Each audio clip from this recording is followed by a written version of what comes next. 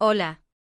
Antes de comenzar con esta historia, me gustaría que le hicieras like a este vídeo y te suscribas para poder subir más contenido como este. Novela. Hermana, en esta vida yo soy la reina. Episodio 83, mi amado hijo. Cuando el cardenal de Mare mencionó limpiar, Ariadne pensó que era el día en que tendría sangre en sus manos. El cardenal de Mare tenía muchos enemigos dentro de la iglesia. El enemigo no era otro que el jefe de la Santa Sede, el propio Papa Ludovico. El Papa Ludovico, líder de los protestantes, buscaba una oportunidad para deshacerse del cardenal de Mare, líder de los obispos etruscos y líder de la Iglesia protestante. Si se sabía que la casa del cardenal fue utilizada para hacer magia negra, sería el fin. Las únicas personas que conocían toda la historia de este absurdo incidente con la magia negra en la casa del cardenal, aparte del horóscopo gitano, eran el cardenal de Mare, Lucrecia, Ariadne, Arabella, el mayordomo Niccolo y la criada Giada. Los miembros de la familia pudieron creerlo por el momento porque ellos eran los que habrían sido crucificados y quemados en la hoguera si la historia se hubiera filtrado. Todos tuvieron que subirse al mismo barco. En la familia se preocupaban por Lucrecia. No es que tuviera malas intenciones, sino que se preocupaban de que no se identifique y que huya a cualquier otro lugar. Sin embargo, como estaba confinada en Bérgamo, era muy poco probable que suceda algo. Los únicos que quedaron eran el mayordomo Niccolo y la criada Giada. Ariadne miraba fijamente a Giada, que barría y limpiaba diligentemente la habitación para demostrar que era de utilidad. Se podía confiar en Niccolo. Fue él quien le dijo al cardenal de Mare que detuviera las travesuras de Lucrecia. Además, era evidente que su padre todavía confía en el mayordomo. El mayordomo Niccolo no es la persona con la que Ariadne tiene que tratar hoy. Mientras tanto, Giada, la confidente de Lucrecia, lo era. Ariadne pensó que cuando el cardenal de Mare le dijo, «Encárgate tú del resto», se refería a que tenía que silenciar a Giada matándola. Giada estaba limpiando con sus manos pretendiendo no saber nada y se veía lamentable. De hecho, Ariadne pretendía matar a Giada incluso si el médico del cardenal de Mare quería mantenerla con vida. Giada era la única confidente de Lucrecia. Era una oportunidad perfecta. También había una buena excusa. Giada era una sirvienta que ya había traicionado a Lucrecia una vez. El que traiciona una vez, traicionará dos veces. Ariadne dice, pobre es lamentable. Habrá que hacer lo que se debe hacer. Ser lamentable es una cosa, pero cuidar el bienestar de la propia familia es un asunto totalmente diferente. Entonces Ariadne se cruzó de brazos y se quedó de guardia para asegurarse de que ningún otro sirviente entrara mientras Giada limpiaba. Era una cuestión de vida o muerte, así que no podía dejarlo en manos de otra persona. Mientras Giada, que no tenía idea de lo que le iba a pasar, limpiaba las manchas de sangre de la alfombra con sus manos y arrojaba todo el incienso y la mirra pegados al quemador a la bolsa de basura, Ariadne le preguntó a Giada con curiosidad. ¿Son todas estas cosas las que hay que tirar a la basura en secreto? ¿A qué se refiere? Digo, ¿no quedan cosas extrañas en la habitación de mi madre, cosas como imágenes del diablo o libros de magia negra? Solo entonces Giada comprendió y asintió. En la bolsa que recibió de la morisca también había otras cosas, como oro fundido y una especie de anillo negro. Las orejas de Ariadne se animaron al oír la palabra moro. Morisca, ese horóscopo gitano era de moro. Ariadne siempre se preguntaba cuál era la causa del regreso. Desde que regresó ha consultado varios libros, pero en la literatura normal de San Carlo no hay ningún registro de lo que le sucedió a Ariadne.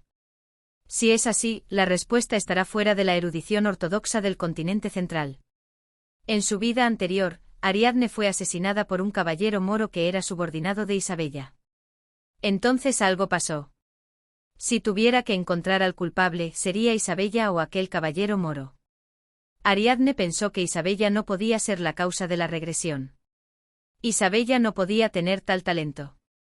Si tuviera que elegir a la persona que estaba menos interesada en los asuntos espirituales entre todos los etruscos, Isabella, a quien Ariadne conocía, estaría fácilmente entre los 5 primeros.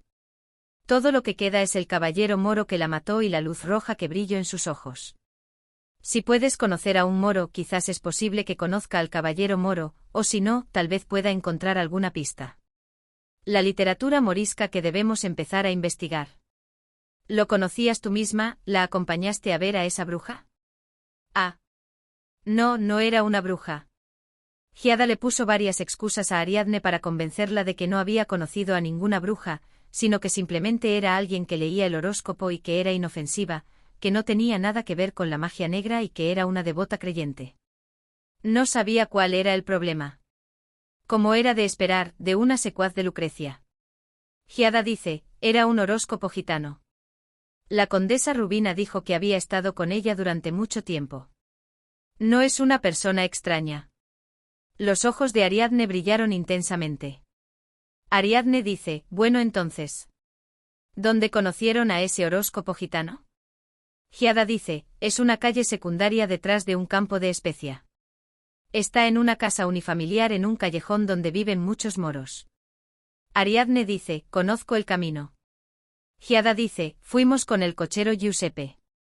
Giuseppe era un joven cochero que empezó a hablar con desenvoltura delante de Sancha. Ariadne recogió inmediatamente su abrigo. Ariadne dice, iremos ahora mismo. Giada dice, sí, yo también debo ir. Ariadne dice, sin ti, ¿cómo sabría si me encuentro con el horóscopo gitano o simplemente con un moro que pasa por aquí? Ariadne molesta le gritó a Giada, quien solo intentó eludir de la responsabilidad. Necesito escuchar lo que le dijo esa mujer a mi madre. Ariadne llamó a Sancha y le dijo que preparara el carruaje. El cochero designado era Giuseppe, que conocía el camino. Ariadne iba a encontrarse con el horóscopo gitano y primero le iba a pedir que comprobara su suerte. Primero intentaría tener una conversación, pero si eso no funcionara, tomaría medidas más enérgicas. Si la condesa Rubina se enteraba de que la amante del cardenal de Mare estaba practicando la magia negra dentro de la residencia del cardenal, estaría en serios problemas. Y si mientras tanto descubría algo sobre la regresión, sería la guinda del pastel. Sancha dice, señorita, el carruaje ya está listo. Ariadne se quedó en la habitación un rato pensando, a pesar de la insistencia de Sancha. Finalmente recogió una daga para defenderse y se la puso en el pecho. Ariadne dice, estoy lista para ir. Ariadne arrastró a Giada, que estaba inmóvil a su vista y subió al carruaje. Ariadne dice, vamos. A Lucrecia le dieron un breve momento para recoger sus pertenencias antes de ser desterrada a la finca de Bérgamo. Señora, debe hacerlo rápido. Si el cardenal la ve, estará en problemas. El mayordomo Niccolo miró a su alrededor y dio una orden enérgica. Lucrecia se apresuró a recoger sus objetos de valor y otras pertenencias. Las monedas de oro podían tener un buen uso donde quiera que vayas. También se llevó todo tipo de joyas y accesorios. Lucrecia miró hacia la esquina del escritorio mientras recogía todas las monedas de oro que tenía guardadas en la pequeña caja fuerte. Había una tiara engastada con zafiros rosas. Era la misma tiara que Isabella había recibido de Octavio de Contarini. La tiara estaba allí porque el cardenal de Mare había emitido órdenes estrictas de confiscar los lujos que Isabella había recibido de todos los hombres y los guardó en su dormitorio. Lucrecia pensó por un momento. Por el bien de la reputación de mi hija, es posible que algún día tenga que devolver esta tiara al conde de Contarini. Pero ella necesitaba el dinero de inmediato. En primer lugar, estaban sus padres, que estaban llorando como pajaritos que no habían sido alimentados por 10 días en Taranto, y luego estaba su hija mayor, que no sabía en qué momento podía ir a ayudarla. El fondo de emergencia de una mujer era su poder. La elección de Lucrecia entre su hija mayor y sus padres fue, en última instancia, su hija mayor y su familia. Lucrecia también tomó la tiara de zafiro y la puso en su bolsillo. Entonces, sintiéndose un poco culpable, decidió que al menos debía ver el rostro de su hija antes de irse. Lucrecia giró la cabeza y le suplicó a su mayordomo, Niccolo. «Oye, ¿puedo ver a Isabella antes de irme?» El mayordomo Niccolo expresó su malestar. «Señora, la razón por la que está en la habitación es porque le he dado ese enorme beneficio». Lucrecia le suplicó a Niccolo con la expresión más lastimera del mundo. Era la primera vez que incluso Niccolo, el mayordomo que había servido al cardenal de Mare y a Lucrecia durante tanto tiempo, veía un espectáculo tan lastimoso. «Necesito contarles esto a los niños, lo que pasó. Entonces dejaré de verlos yo misma. Solo dale una carta a Isabella y a Hipólito». Lucrecia sacó de entre las joyas que había traído un anillo con una joya del tamaño de la mitad de la uña del dedo meñique y se lo puso en la mano a su mayordomo, Niccolo. Niccolò rápidamente guardó el anillo en su bolsillo. Uno para la dama y otro para el joven amo. Escríbalos ahora mismo y pásemelos. Darse prisa. Después de obtener el permiso de su mayordomo, Niccolò, Lucrecia mojó su pluma en tinta y escribió la carta lo más rápido que pudo. La carta a Isabella era relativamente sencilla y breve. El mensaje era que se equivocó a los ojos de su padre y que la llevarían a la finca de Bérgamo y que tuviera cuidado. Por supuesto también añadió la frase te amo. La carta de Hipólito fue totalmente diferente. En primer lugar, el papel que recogió era diferente. Lucrecia eligió un papel de carta adecuado en lugar de un bloc de notas y comenzó a escribir. Era una carta larga y detallada, apretando firmemente cada palabra. Para mi amado hijo Hipólito. Mi amado hijo a quien siempre extraño, he dedicado mi vida a gestarte y darte a luz, y no me arrepiento en lo absoluto. Siempre espero que mi hijo esté bien y feliz. Estoy a punto de pedirte un favor a ti, a quien crié con tanto amor y cariño, pero me duele el corazón y lo siento tanto, y me cuesta mucho sacar este tema. Querido hijo, por favor, ayuda a tu madre. Algo malo le pasó a tu madre. Tu padre me ha exiliado al feudo de Bérgamo. El poder en la casa parece que ahora le pertenece a Ariadne. Como te escribí en mi última carta, Isabella también está encerrada en su habitación y en libertad condicional indefinida, así que no hay nadie que pueda ayudar a tu madre. Hipólito, no he tenido noticias tuyas, ¿estás seguro de que mis cartas llegan bien? ¿Hay alguna dificultad? ¿Estudias bien? Ya casi son vacaciones, así que ¿por qué no haces algo al respecto mientras? Mamá solo confía en ti. Siempre debería ser una madre fuerte, pero es tan vergonzoso y desgarrador que las cosas hayan terminado así. Pero la única persona en quien puedo confiar es en ti.